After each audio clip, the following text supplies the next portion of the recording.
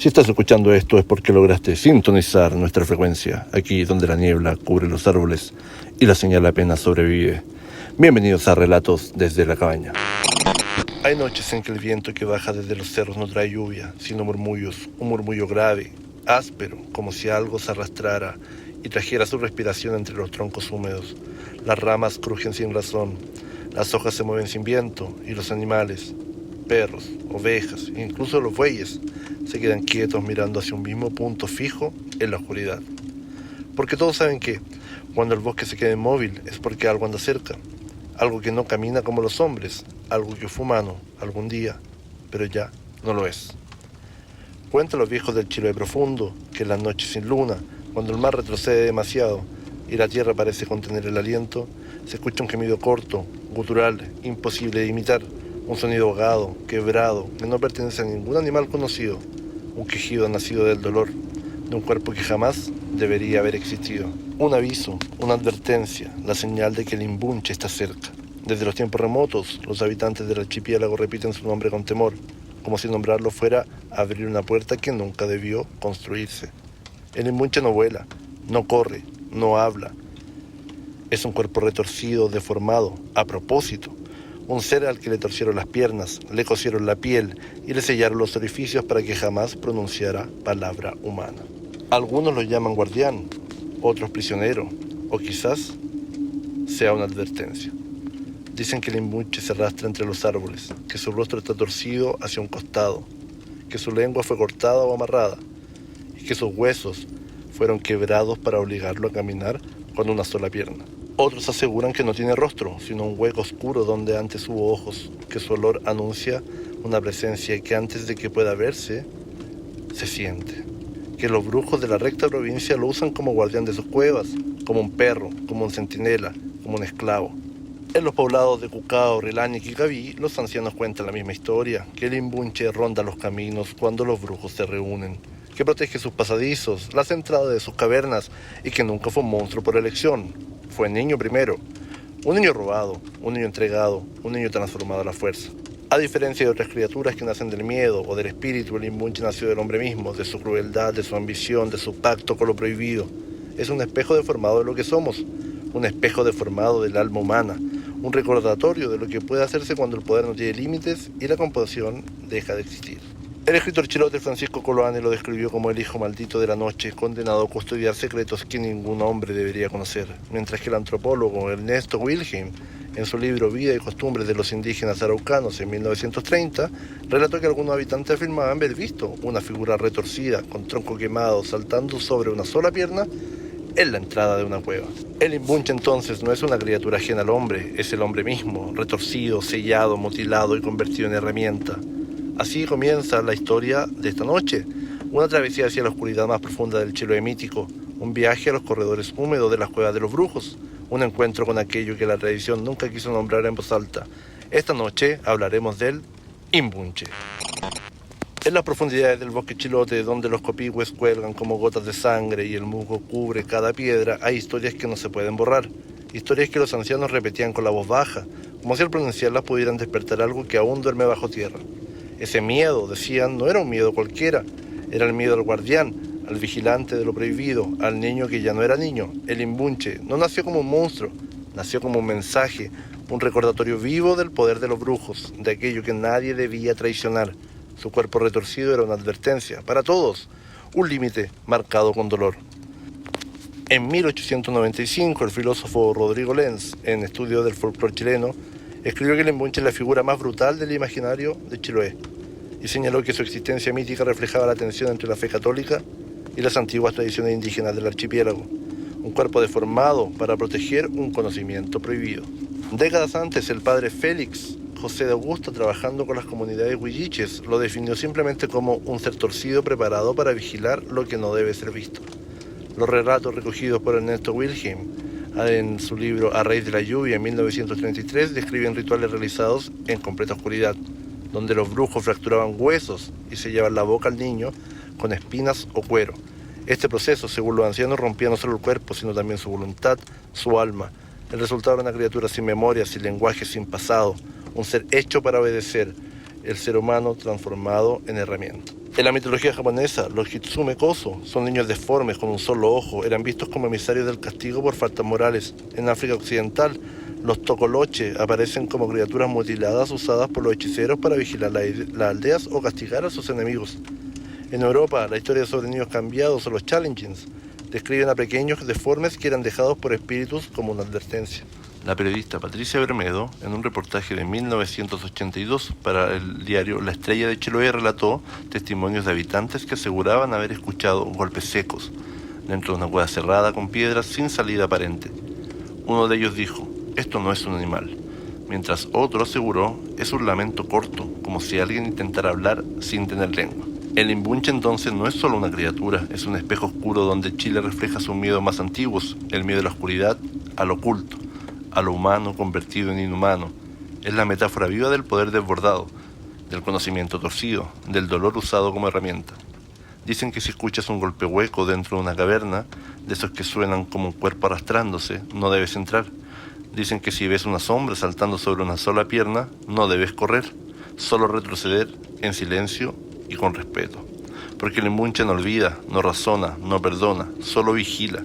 Y aquello que vigila no fue hecho para ojos humanos. Con la llegada de los colonos españoles al archipiélago, el mundo espiritual chilote se fracturó. Los misioneros vieron en los brujos de la recta provincia una amenaza directa para la fe, para lo que ellos traían, una sombra de las sectas demoníacas que tanto temían en Europa. Donde los habitantes de la isla veían tradición, los religiosos veían herejía. Donde habían curanderos, vieron pactos, y donde habían guardianes, vieron monstruos. Y así la figura del Imbunche, que antes era parte del tejido mágico del archipiélago, cambió de rostro. De guardián del ritual pasó a ser la criatura del demonio. En los siglos XVII y XVIII, los sacerdotes que viajaban a Chiloé anotaron en sus diarios historias de niños torcidos y mudos encerrados en cavernas para custodiar secretos impuros.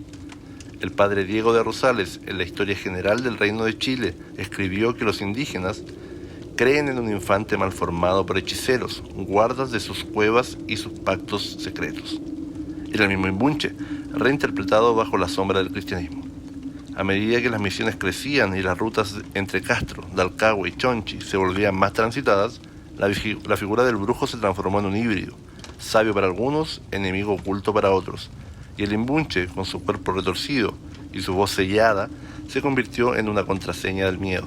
Oreste Plat, el insigne escritor que hemos nombrado en otros relatos, registró en su libro Geografía del mito y la leyenda chilena: pobladores de Kikaví, Cucao, le contaron que cuando el hombre se acercaba demasiado a la cueva, el Imbunche golpeaba la piedra con su única pierna, como aviso de que aún estaba vigilando.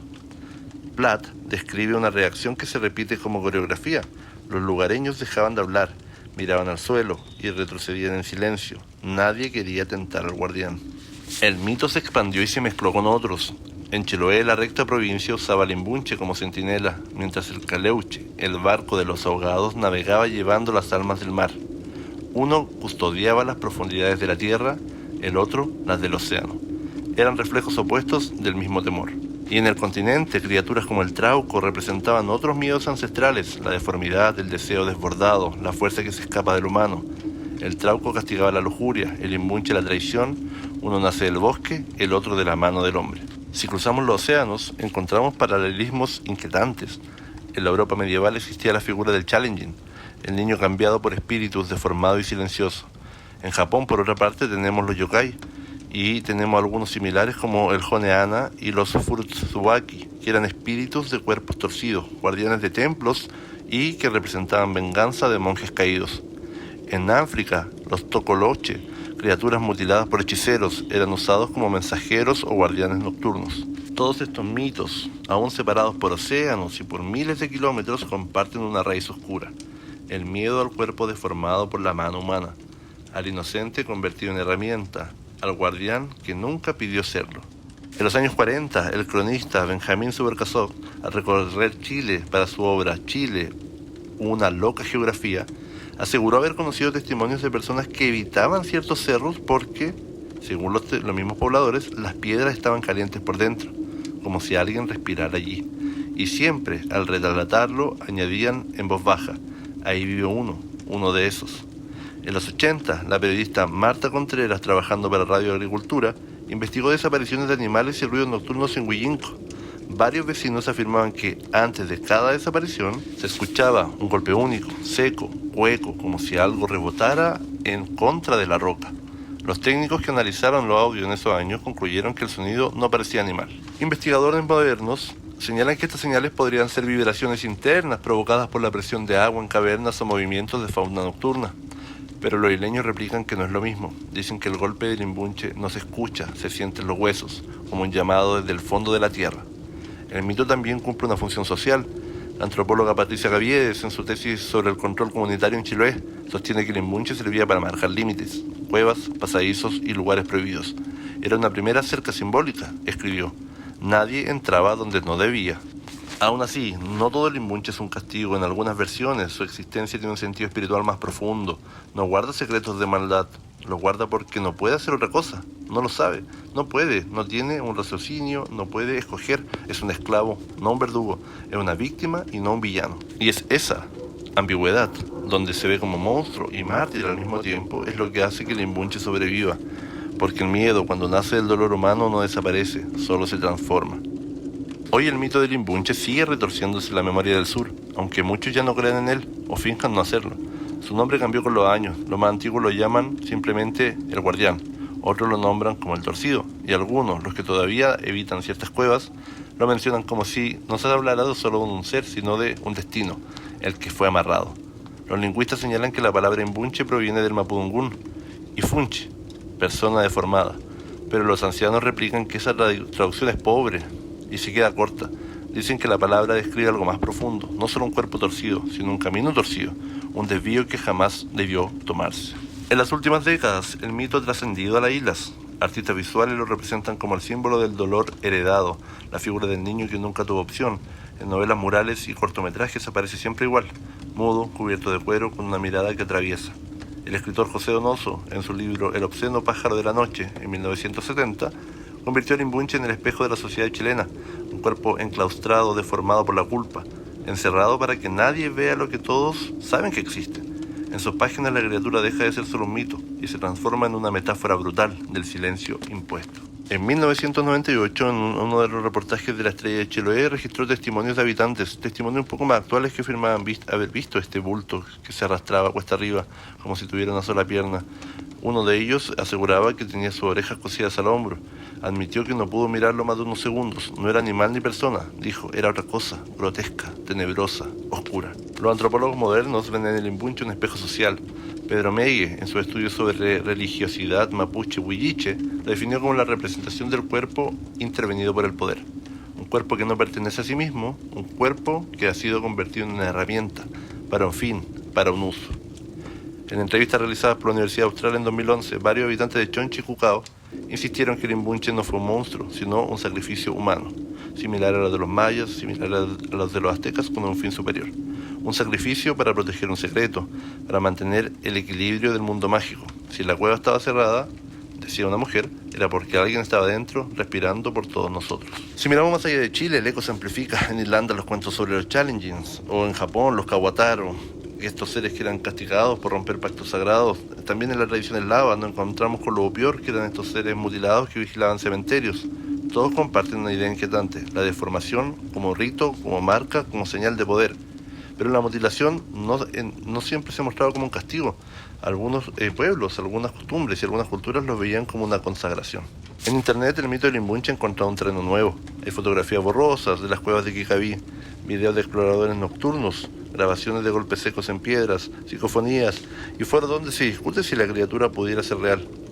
Hay canales locales que han subido estos semidocumentales, por ejemplo en el 2020, donde había un relato de un agricultor que afirmaba haber escuchado pasos dentro de esta caverna sellada, como si algo estuviera empujando desde adentro, aunque ninguna prueba confirma su existencia, tampoco la niega, y eso es lo que lo hace persistir. El imbunche no necesita ser visto para sobrevivir, le basta con existir en el rumor, en el boca a boca de un pueblo. Al imbunche le basta el susurro de una abuela, de un vecino, estar escrito en un viejo libro como un mal recuerdo. Es un cruce de caminos donde nadie quiere detenerse. Los habitantes de Chiloé aún practican gestos antiguos. Cuando pasan cerca de las cuevas se persignan, miran al suelo o dejan una ramita seca en la entrada como si ofrecieran un pequeño tributo. Sé que estás ahí. No lo hacen por miedo, lo hacen por respeto, por las tradiciones, porque el imbunche no solo es un monstruo, es un recordatorio, una advertencia, una historia que no quiere ser olvidada. Y quizás por eso, cuando alguien escucha un golpe seco en la piedra, cuando un perro gruñe mirando la entrada de una cueva, cuando el viento arrastra un gemido que no parece humano, el corazón late más rápido, porque por un instante, solo por un instante, la gente recuerda que hay secretos enterrados que nunca debieron tocarse y que en lo más profundo del bosque chilote aún puede haber un cuerpo retorcido guardando un pasadizo, una cueva, una entrada, esperando a que nadie se acerque demasiado. Esto fue Relatos desde la Cabaña. No todos logran sintonizar la señal. Si estás escuchando esto, aún estás a tiempo de apagar la radio, porque hay algunas historias que no deberían encontrarte.